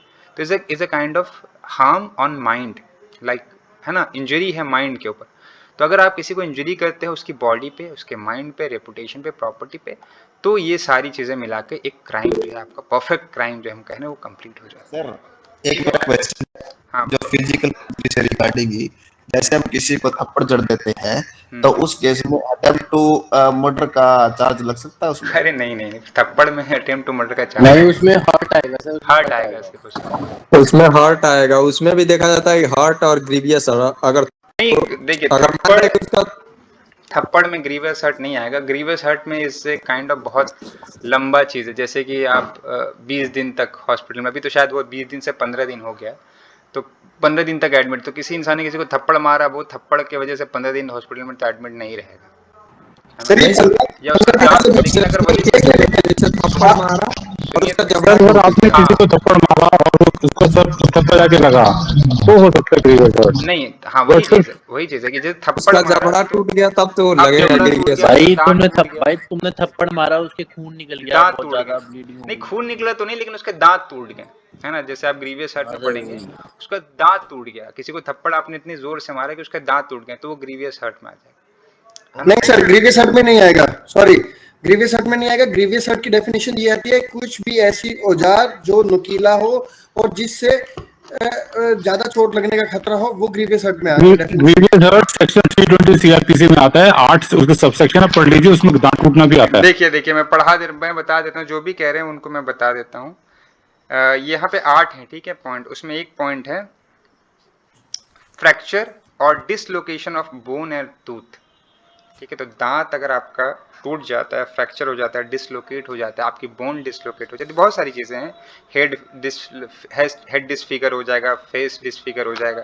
पहले जो एसिड वगैरह अटैक होते थे वो इसी के अंदर आते थे। फिर आँख अगर आपकी खराब हो गई है, आपके एयर खराब हो गए, सुनने की शक्ति आपकी चली गई, आपके जॉइंट में ये खराब हो गई, तो ये सारी चीजें आपके इसमें आती हैं। अरे बीएनएसएस में चेंज हुआ है कि वो सीआरपीसी वाला जो सेक्शन 320 था वही है, उसमें चेंज हुआ बस वही है, बस वही है। इसमें सिर्फ ये जो टाइम है ना 20 डेज पहले जो था कि आप 20 दिन से अपना जो नॉर्मल हाँ, वर्क है वो 15 दिन करती है। वो 15 दिन कर दिया बस। ठीक है ठीक है, चलिए तो 18 हो गया। हाँ ठीक है, अब इसके बाद आते हैं हम लोग थोड़ा सा इंटेंशन वाला है ना, मेन सरिया वाला मैंने जैसे कि बताया, थोड़ा सा हम लोग इसको डिटेल में पढ़ेंगे क्योंकि it is a very important point है ना। देखिए इसका पीछे थोड़ी सी हिस्ट्री भी है। हिस्ट्री क्या है कि जब अब सोचिए आप लोग कि कितनी बारीकी से उस टाइम में आईपीसी बनाई गई थी। जो हमारे किसने ड्राफ्ट किया था आईपीसी, किसी को याद है? Lord Macaulay first law commission के चेयर, मतलब एक तरह से वो हेड थे ना। फर्स्ट लॉ कमीशन ने ड्राफ्ट किया था, आज़ादी से पहले वाली फर्स्ट लॉ कमीशन, आज़ादी के बाद वाली नहीं, आज़ादी से पहले वाली जो फर्स्ट लॉ कमीशन थी उन्होंने ड्राफ्ट किया था और उसके जो हेड थे वो लॉर्ड मैकॉले। और उस टाइम पे जब सीआरपीसी और आईपीसी दोनों मतलब उनके ही इसमें ड्राफ्ट हुआ था। एविडेंस जो है स्टीफन ने ड्राफ्ट किया था। तो कहने का मतलब है कि उन्होंने के पास जब ये पॉइंट आया कि भाई हम किस बेसिस पे पनिशमेंट देंगे लोगों को, कैसे हम निर्धारित करेंगे कि इसने एक क्राइम किया है और इसको सजा मिलेगी, तो वहां पे पॉइंट आया इंटेंशन का, मेंसरिया का। और मेंसरिया भी आप जब आईपीसी पढ़ेंगे, मतलब अब बीएनएस पढ़ेंगे बेसिकली, तो उसमें देखिएगा बहुत सारे सेक्शन में स्पेसिफिक लिखा है कि इस टाइप की आपकी मेंसरिया होनी चाहिए। जैसे कि फॉर एग्जांपल थेफ्ट पढ़ेंगे तो डिसऑनेस्ट इंटेंशन होना चाहिए। मर्डर है तो उसमें इंटेंशन टू काउज डेथ होना चाहिए, है ना।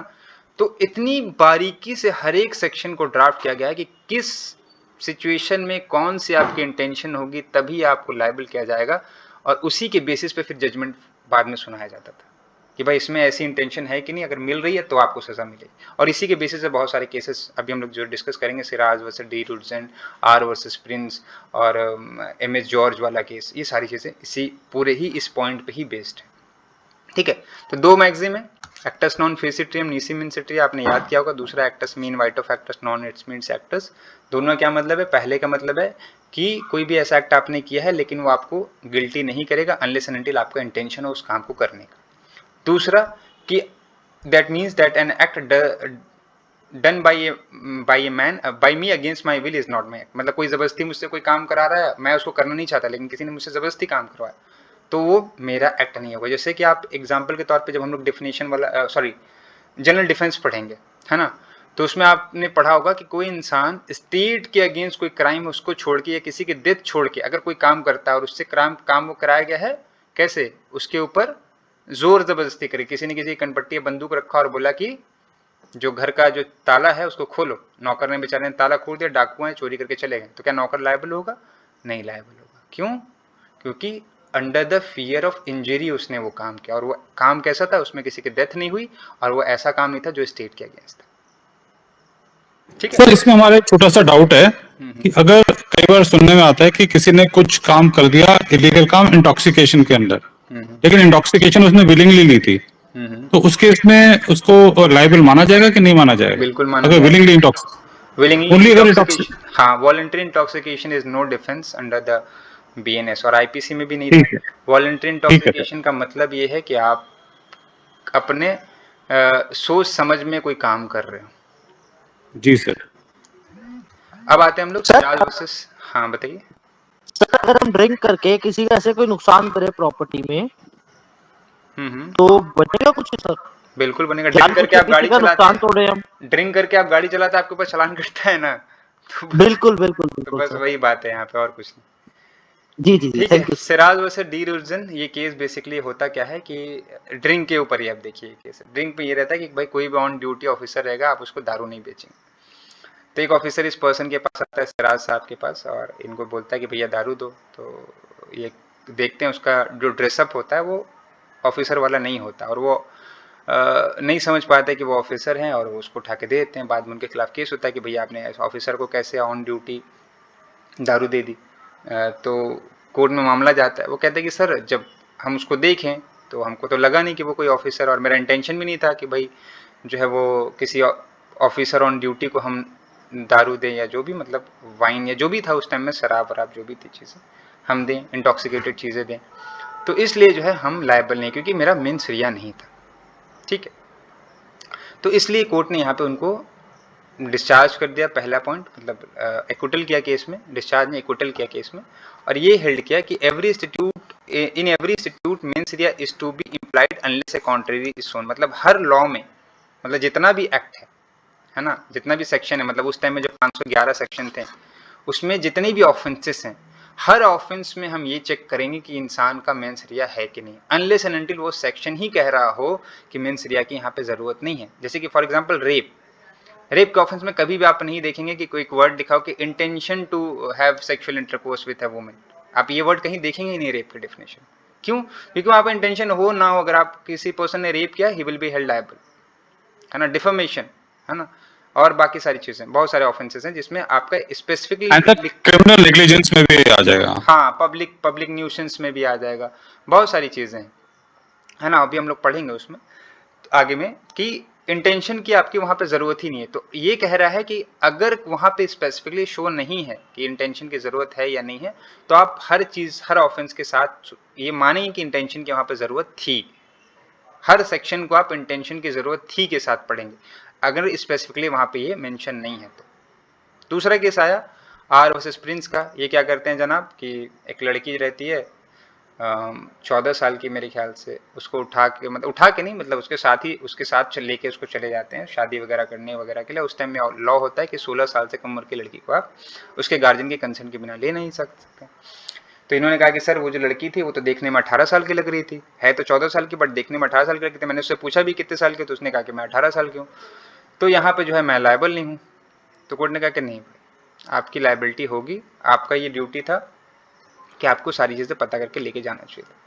थोड़ा सा मतलब अलग जजमेंट आया था, बाद में इसी जजमेंट को थोड़ा आगे वाले केस में करेक्ट भी किया कोर्ट ने, क्योंकि चीज़ें, तो यहाँ पे कोर्ट ने बेसिकली दो बातें कही। एक है ये मालम प्रोहिबिटम, वर्ड था मालम प्रोहिबिटम, कभी कभी एग्जाम में आपका आता है मालम प्रोहिबिटम एंड मालम इनसे।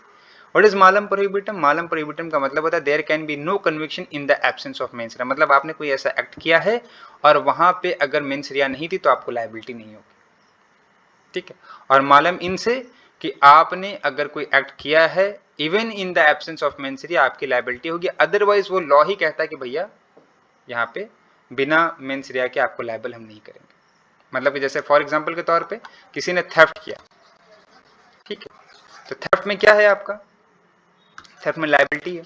कैसी लायबिलिटी? अगर आपने डिसऑनेस्ट इंटेंशन से किसी का पैसा उसकी पॉकेट से निकाल लिया उसकी बिना कंसेंट के, तो आपकी लायबिलिटी होगी। तो यहाँ पे इंस्टीट्यूट कह रहा है और यहाँ पे आपकी लायबिलिटी भी बनेगी।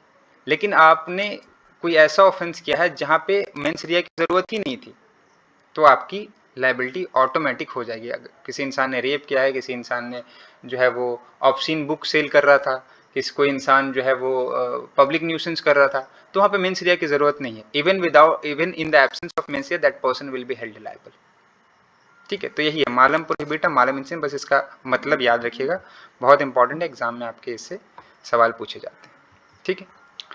फिर आता है क्वीन वर्सेस टॉल्सन का केस और state of Maharashtra versus M S George का केस। क्वीन वर्सेस टॉल्सन में होता क्या है कि एक लड़की रहती है, उसके हस्बैंड से शादी, एक लड़के से शादी होती है, हस्बैंड नहीं मतलब जिससे शादी होती है वो उसका हस्बैंड होता है। तो वो बेचारा गायब हो जाता है, गायब होने के बाद 6 साल तक उसका कोई अता पता नहीं चलता।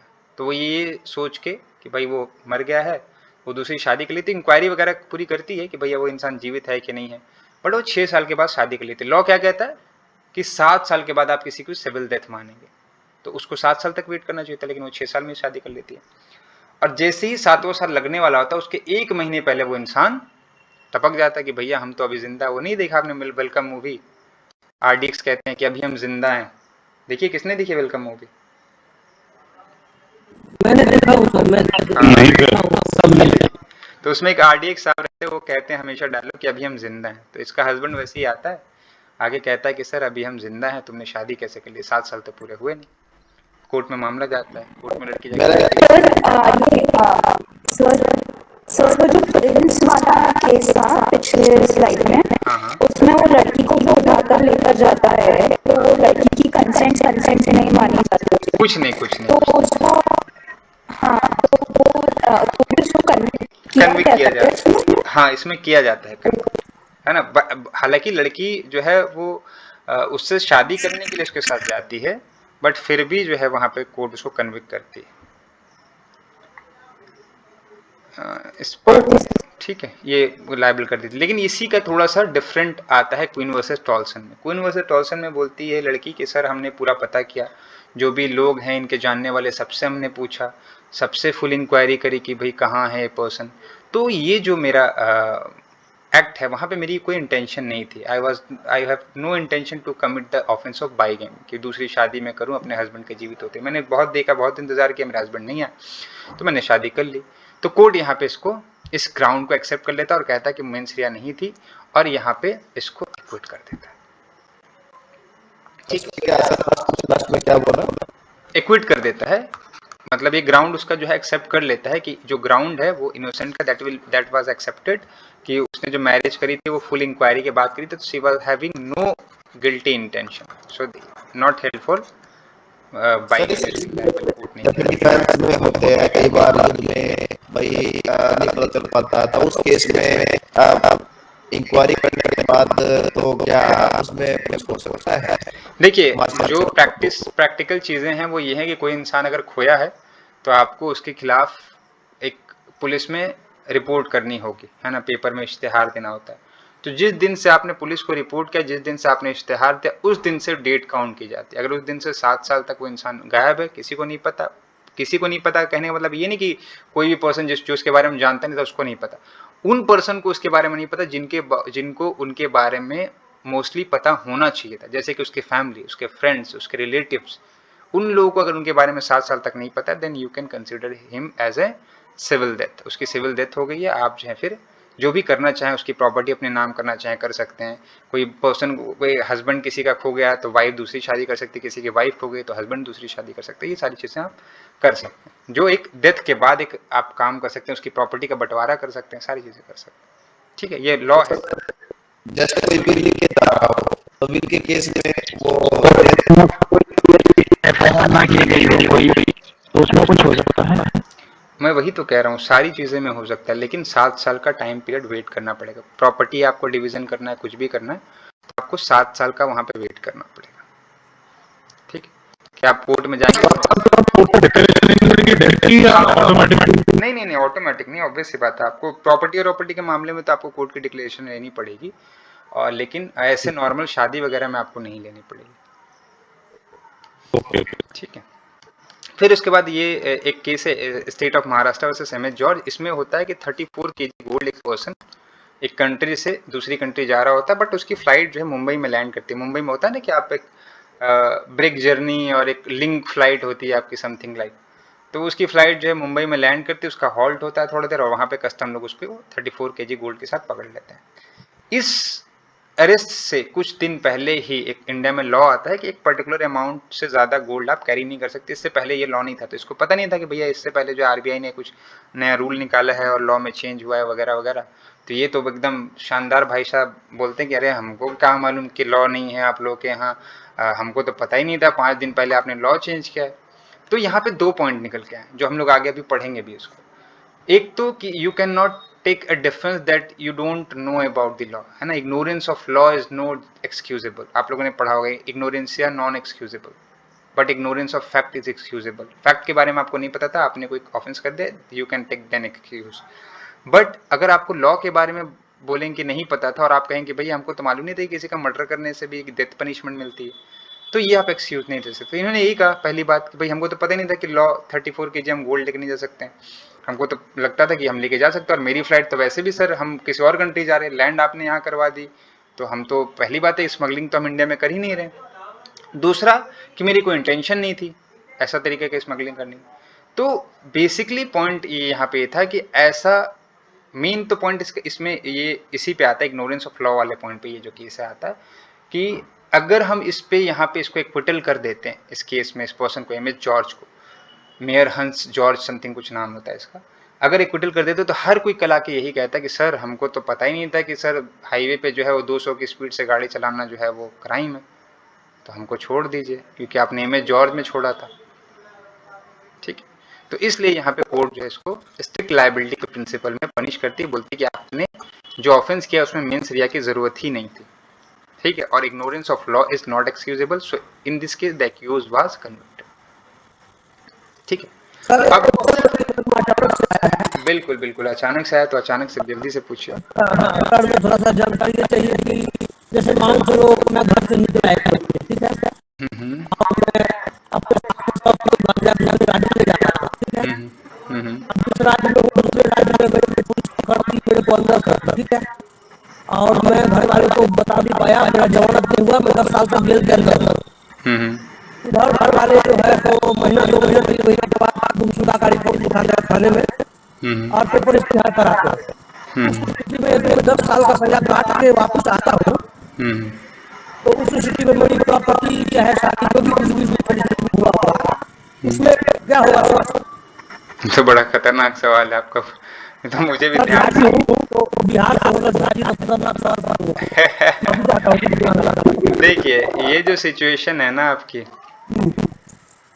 ये खोने वाली नहीं है, ये एक पनिशमेंट वाली है। ठीक है, अगर किसी को नहीं पता है, देखिए सिचुएशन तो ऐसा पॉसिबिलिटी बहुत कम चांसेस है कि किसी को पता नहीं होगा, क्योंकि पहली बात कि अगर आपको अरेस्ट किया गया तो यू हैव अ राइट कि आपके फैमिली मेम्बर को, एडवोकेट को, सबको इन्फॉर्म होना चाहिए।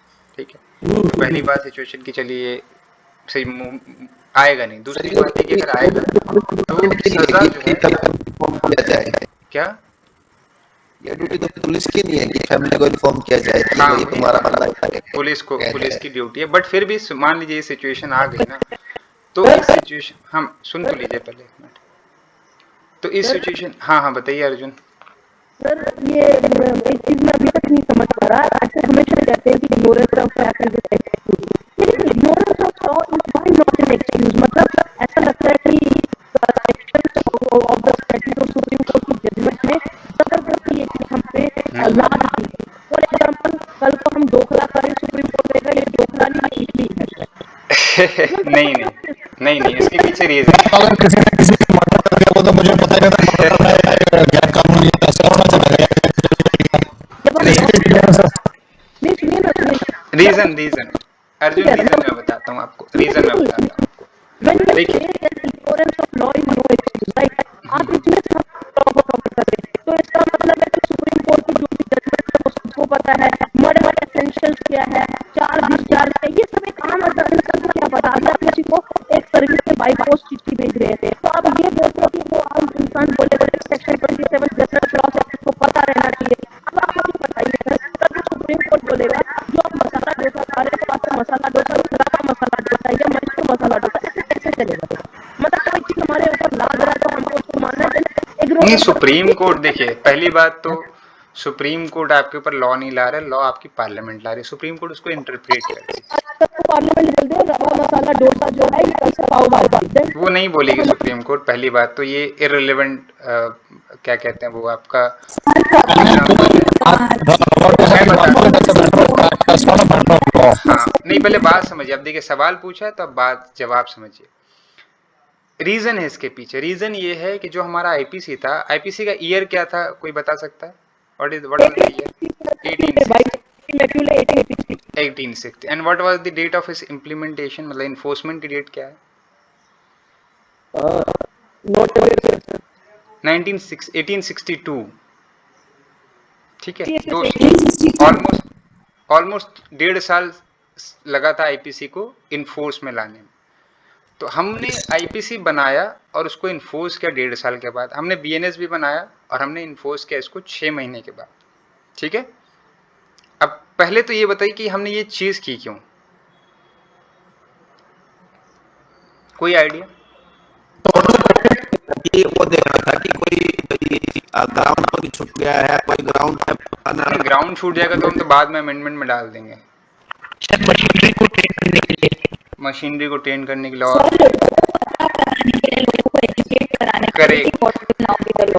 Yes, this is the point कि लोगों को पता चल रहा है। वही जो 1.5 साल वहां हमने आईपीसी में लगाया और जो 6 महीने हमने यहाँ बीएनएस सब में लगाया, ये इसीलिए लगाया कि हम लोगों को बता सके कि क्या नया लॉ आया है।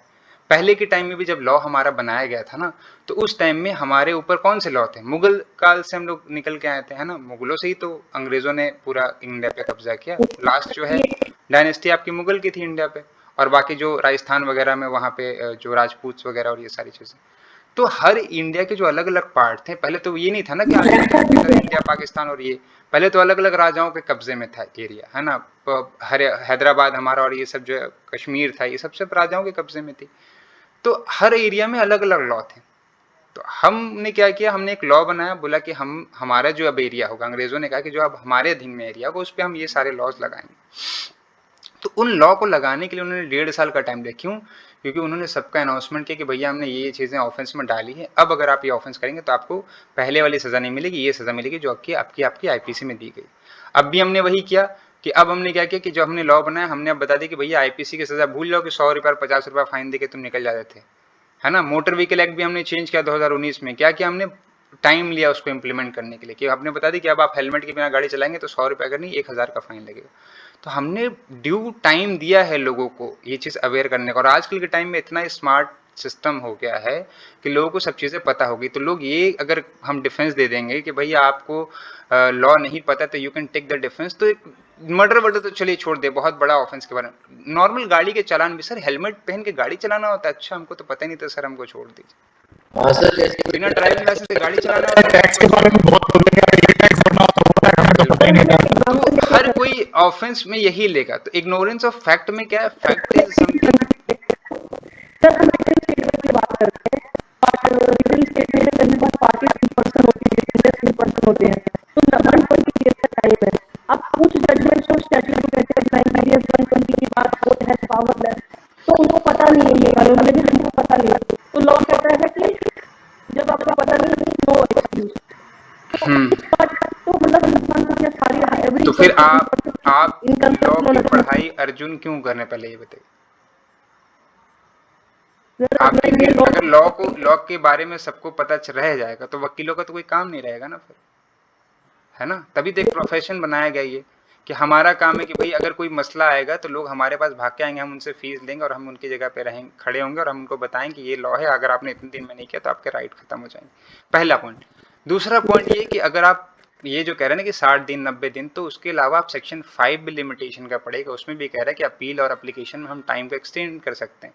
फिर सीपीसी में भी एक पॉइंट है कि आपका अगर रीजनेबल ग्राउंड देंगे तो हम टाइम को एक्सटेंड कर सकते हैं।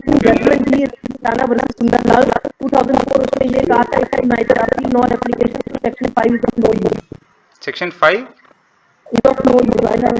वो उससे कहने से इलाहाबाद हाईकोर्ट ने कहा, सुप्रीम कोर्ट ने कहा है, बताइए इलाहाबाद हाईकोर्ट का कहाँ तक लागू होगा? इलाहाबाद हाईकोर्ट तो ये सिर्फ यूपी तक रहेगा ना। बट एटलीस्ट यूपी में तो उसका इफेक्ट रहेगा ना। ठीक है, वो कल वो हो जाएगा ना। इलाहाबाद हाईकोर्ट ने कुछ दिन पहले कहा था कि मदरसा जो एक्ट है वो जो है अनकॉन्स्टिट्यूशनल है। सुप्रीम कोर्ट ने क्या केस स्टे लगा दिया। तो दैट इज इमटेरियल थिंग जिस पे हम लोग डिस्कशन कर रहे हैं, है ना, कि ये इलाहाबाद हाईकोर्ट ने ये कहा वगैरह वगैरह जो भी चीज़। कहने का पॉइंट ये है कि ये जो बातें हैं ना आपके कि सर लॉ इग्नोरेंस को जो है एक्सक्यूज मान ले, कभी नहीं भाई। वो अगर हम कर देंगे तो समथिंग, फिर जज का भी कोई काम नहीं रहेगा और लॉयर का भी कोई काम नहीं रहेगा, हम लोग सब भूखे मरेंगे। फिर कल आएगा वो बंदा, वो बोलेगा सर हमको यस यू कैन लीव। कल आएगा कोई पर्सन, वो कहेगा और जो है कि सर हमको लॉ के बारे में पता नहीं था, हमको तो वकील की जरूरत नहीं, मेरा केस आज ही डिसमिस कर दीजिए। ठीक है, तो ये चीज़ है, वो नहीं हो पाएगा। ठीक है, चलिए पॉइंट पे आते हैं वापस से। तो मेंस रिया में क्या है पॉइंट, कि कुछ कुछ चीज़ें आपकी मतलब जिसमें मेंस रिया की ज़रूरत नहीं है। अगर आप मेंस रिया के बगैर भी एक क्राइम करते हैं तो आपको सजा मिलेगी। Waging war against the government of India, bigamy, contempt of court, public nuisance, abduction, kidnapping, sexual harassment, rape, selling of obscene book. Motor vehicle act में कोई बिना हेलमेट के गाड़ी चला रहा है, कह रहा है कि भाई हमको मेरी इंटेंशन नहीं थी बिना हेलमेट के गाड़ी चलाना। कोई बिना पेपर के गाड़ी चला रहा, कह रहा है मेरी इंटेंशन नहीं थी। एसेंशियल कमोडिटीज एक्ट में कोई ऑफेंस है, तो इन सब ऑफेंस में मेंस रिया की जरूरत नहीं। बड़ी इसको नोट कर लीजिएगा और इसमें कुछ है नहीं पॉइंट। ठीक है, मेंस रिया की यहाँ पे जरूरत नहीं है। ठीक है, अब ये स्टेजेस ऑफ क्राइम और ये प्रिलिमिनरी वाला, ये वाला पॉइंट हम लोग कल कर लेंगे ना। कल ये पूरी क्लास में कवर हो जाएगा, है ना, काफ़ी टाइम भी हो गया।